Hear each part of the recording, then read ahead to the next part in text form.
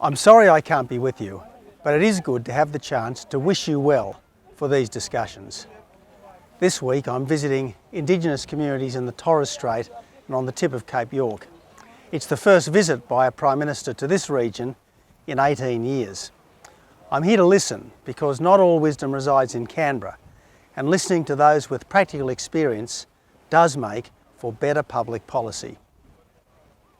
Australia has just completed 24 years of economic growth, and every Australian has benefited from this economic growth through more jobs, higher wages and better services. Today's prosperity is the result of yesterday's reforms, and the foundation of our future wellbeing is improving our productivity and competitiveness today. A lot's happened in the past 2 years. We've undertaken budget repair with over $50 billion in savings over the forward estimates. Every year, the budget deficit will come down by about a half a percentage point of GDP. We've cut $2 billion a year in red tape costs because for too long, governments have let the regulatory burden grow. We're on track to see 1 million new jobs created in 5 years, with 335,000 more jobs in our economy since the election. 3 free trade agreements are significantly reducing tariffs and opening up new markets for our exporters and our service providers.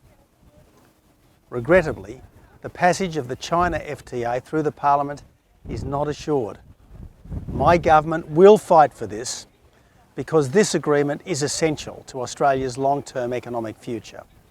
Likewise, we'll fight to ensure that new developments that have passed strict environmental standards are allowed to proceed without vigilantism in the courts.